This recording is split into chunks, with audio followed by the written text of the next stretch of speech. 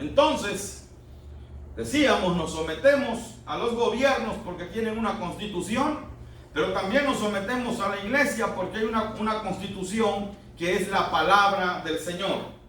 Pero la sumisión es recíproca. La sumisión hacia el gobierno es recíproca, igual como la sumisión a la iglesia o a los líderes espirituales que tenemos es recíproca. Esto es como el matrimonio. La sumisión en el matrimonio también es recíproca. Dice la palabra en Efesios capítulo 5, verso 21, someteos los unos a los otros en el temor de Dios. Así dice la palabra. Tenemos que aprender a someternos los unos a los otros. La sumisión tiene que ser una sumisión recíproca. Es decir, no vamos a hacer algo que nos ordene que esté en contra de la palabra de Dios. Así llámese la persona que se llame, o la autoridad espiritual que tenga, o gubernamental.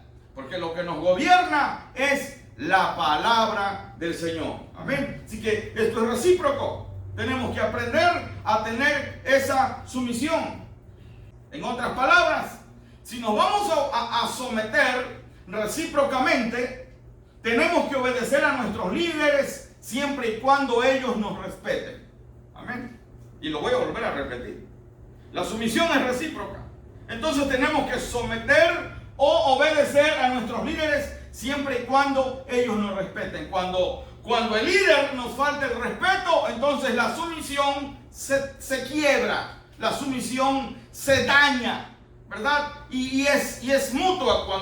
Cuando el miembro de una iglesia, cuando una persona de una iglesia le falta el respeto a su líder espiritual, también la sumisión se quiebra, se daña. Tenemos que aprender eso. Aquí porque en la iglesia no se trata de obligar a nadie a hacer algo que no quiera.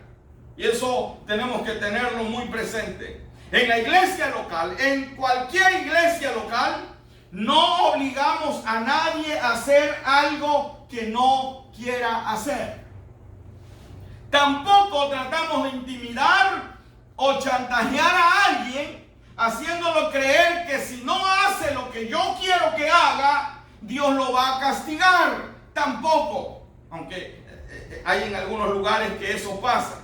Hay mucho chantaje, ¿sabe? Hay algunos lugares donde si el miembro de la iglesia o el creyente de la iglesia no hace lo que el líder espiritual quiere, luego lo chantajea y le dice, Dios te va a castigar, Dios te vas al infierno, Dios te va a hacer esto. Y no es así, mis amados. No es así. Todo lo que hacemos en una iglesia local, lo hacemos porque dijimos, nos quisimos someter a la iglesia, pero más que nada es por amor a Dios.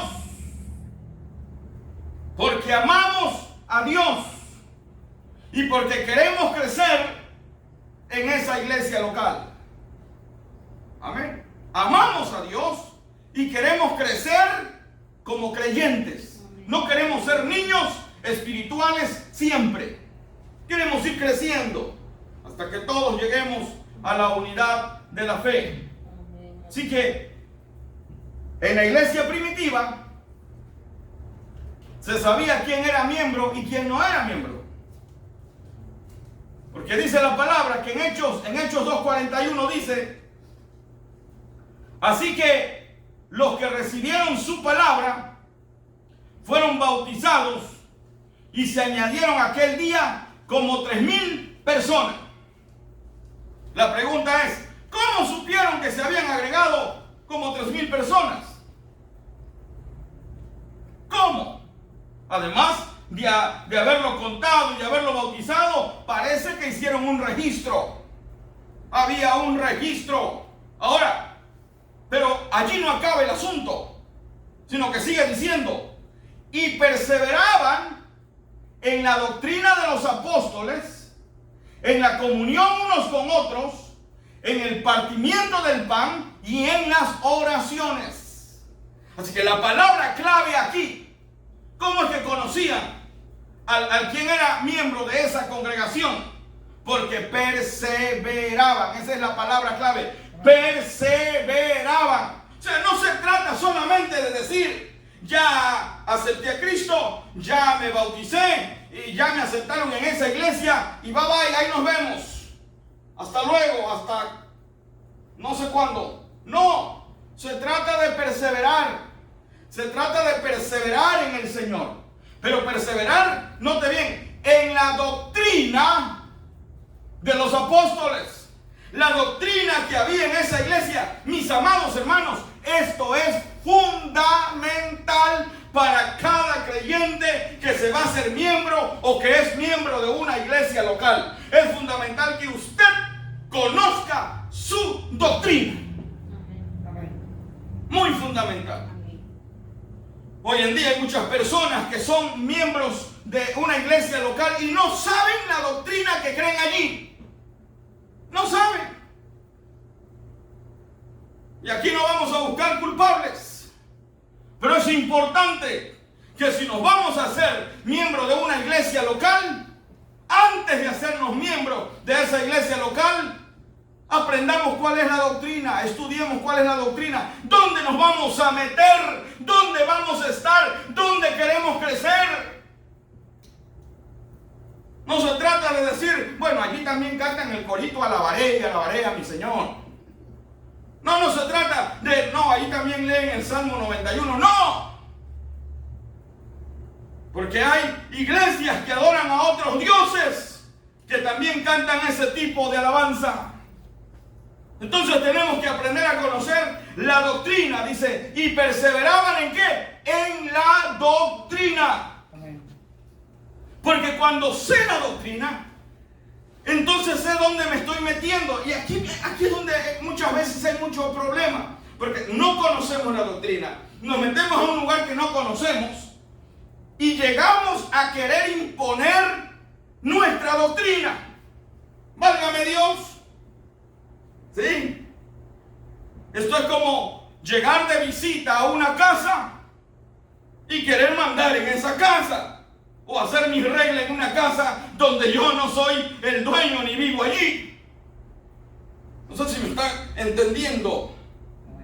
Pero hay gente que no sabe dónde se metió y luego empieza a decir, no, yo no creo eso. Yo tampoco creo eso. Esta iglesia es del diablo. No, mi amado, lo que pasa es que no estudiaste la doctrina.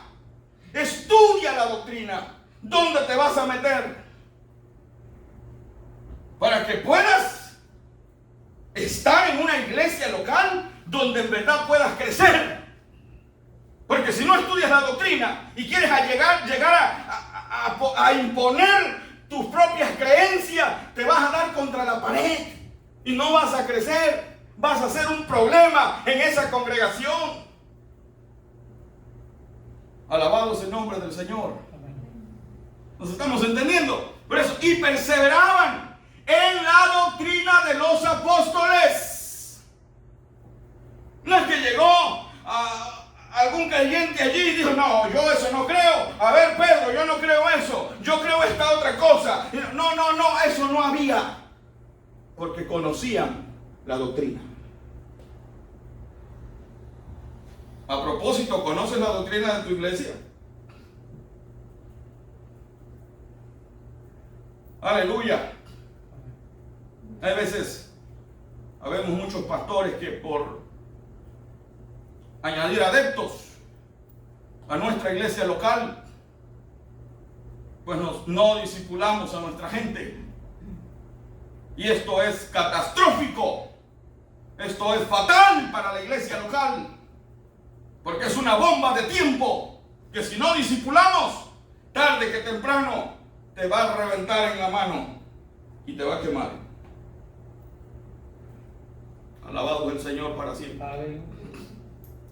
Perseveraba en las doctrinas de los apóstoles y sigue diciendo, en la comunión, ¿qué? Unos con otros. ¡Válgame Dios! Comunión unos con otros. ¿Y por qué digo válgame Dios? Porque hoy en día hay iglesias locales donde se reúnen las iglesias, pero ¿sabe qué? No hay comunión entre los hermanos. Hacen grupitos, uno no se lleva con uno, otro no habla a otro le tiene rencor a otro le tiene envidia a otro. ¿Dónde está la comunión? Es Eso no es lo que dice la Biblia. Eso no es lo que el Señor quiere. Y entonces empezamos a jugar a la iglesita, empezamos a jugar a esta es mi iglesita y este es mi grupito. Y no, Señor, no se trata de eso. Se trata de crecer. Yo siempre digo, no importa si te quieres ir de la iglesia local y hacer tu grupo en otro lado, te bendigo en el nombre del Señor, pero tienes que aprender a tener comunión con tus hermanos. Porque si no, no estás haciendo mucho, mi amado. Alabado es el Señor. Amén. Perseveraban en la doctrina de los apóstoles, en la comunión unos con otros, en el partimiento del pan, es decir, que se celebraba la cena del Señor. Se celebraba la cena. No es como ahora de que a veces en la iglesia local, hermanos, vamos a celebrar la Santa Cena y parece que el Señor llegó. No llegan el día que se va a celebrar la Santa Cena. Aleluya. Esto es que ellos anhelaban la comunión unos con otros, anhelaban el partimiento del pan y en las oraciones. Se sabía quién era en verdad miembro de esa iglesia y quién no.